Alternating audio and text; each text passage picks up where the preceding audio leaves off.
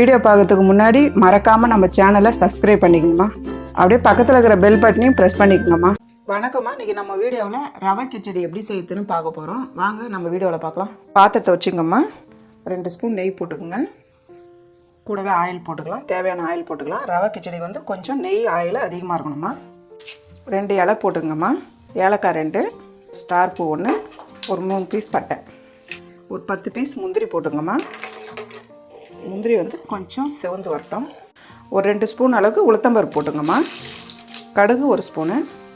உளுத்தம்பருப்பு கொஞ்சம் செவந்து வரட்டும். நல்லா கொஞ்சம் பொன்னிறமாக வரணும். பாருங்கம்மா, உளுத்தம்பருப்பு செவந்துடுச்சு.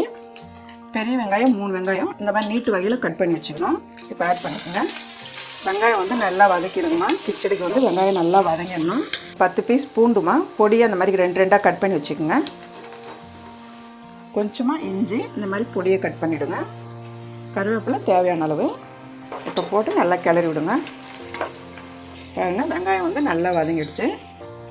இந்த டைமில் தக்காளி போடணும். 2 பொடியை நறுக்கினா தக்காளி ஆட் பண்ணிக்கலாம்.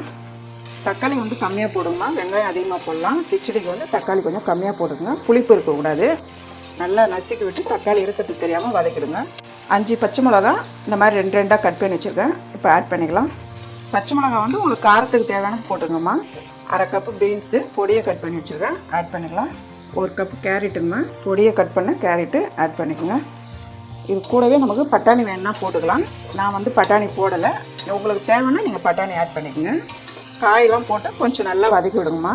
அந்த பச்சை ஸ்மெல் நல்லா போகிற அளவுக்கு கொஞ்சம் வதக்கிடுங்க. 1 ஸ்பூன் மஞ்சள்தூள். உப்பு திட்டமாக போட்டுங்கம்மா உங்களுக்கு தேவையான அளவுக்கு. 1/2 கிலோ ரவைக்குமா 4 கப் தண்ணி ஆட் பண்ணிக்கோங்க. அவ்வளோதான். போட்டு நம்ம 10 நிமிஷம் மூடி வச்சோமா காயெல்லாம் வெந்து தண்ணி கொதி வந்துடும். அதுக்கப்புறம் வந்து நம்ம ரவை போட்டுக்கலாம். 10 நிமிஷம் ஆயிடுச்சிங்கம்மா. பார்க்கலாம். பாருங்கள், நல்லா கொதிச்சிடுச்சு. இதுலேயே வந்து காயெல்லாம் நல்லா வெந்துட்டுருக்கோம். காய் வந்து ரொம்ப குழகுழன்னு வேகணும்னு அவசியம் இல்லை. எப்பயுமே காய் வந்து பாதி வேக்காடுல தான் இருக்கணும். இப்போ வந்து தீ வந்து சிம்மில் வச்சுடுங்கம்மா. 1/2 கிலோ ரவைமா நான் வந்து நெய்யில் வறுத்து வச்சுருக்கேன். அதே மாதிரி நீங்களும் வறுத்து போடுங்க.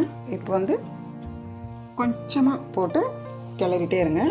கொஞ்சம் கொஞ்சமாக கிளறுங்கம்மா போட்டு, ஏன்னா வந்து கெட்டி கெட்டி ஆகிடும். போட்டு இந்த மாதிரி வந்து நல்லா கிளறி விடுங்க. அடுப்பு தீ வந்து ரொம்ப கம்மியாக வைக்கணுமா, உடனே வந்து கெட்டியாகிடும். பாருங்கள், இந்த மாதிரி வந்து நல்லா ஒட்டாத அளவுக்கு நல்லா கிளறி விடுங்க. நல்லா கிளறிட்டு ஒரு 2 நிமிஷம் மூடி வைங்க. ரவை வந்து கொஞ்சம் நல்லா வெந்த மாதிரி வந்துடும். 2 நிமிஷம் ஆயிடுச்சிங்கம்மா. பாருங்கள், நல்லா வந்து பழப்பழன்னு நல்லா உதிரியாக இருக்கு பாருங்கள். அப்படி தான் இருக்கணும் ரவா கிச்சடி. இறக்கும் போது கொத்தமல்லி போட்டுருங்கம்மா. கொத்தமல்லி போட்டு நல்லா கிளறி விடுங்க. அவ்வளோதாம்மா, ஒரு சூப்பரான ரவா கிச்சடி ரெடி ஆயிடுச்சு. நம்ம எப்படி இருக்குன்னு டிஸ்பிளேயில் பார்க்கலாம். நீங்களும் வீட்டில் செஞ்சு பாருங்கள். இந்த வீடியோ உங்களுக்கு பிடிச்சிருந்தா லைக் பண்ணுங்கள், ஷேர் பண்ணுங்கள். உங்களுக்கு ஏதாவது டவுட் இருந்தால் கமெண்ட் பண்ணுங்கள்.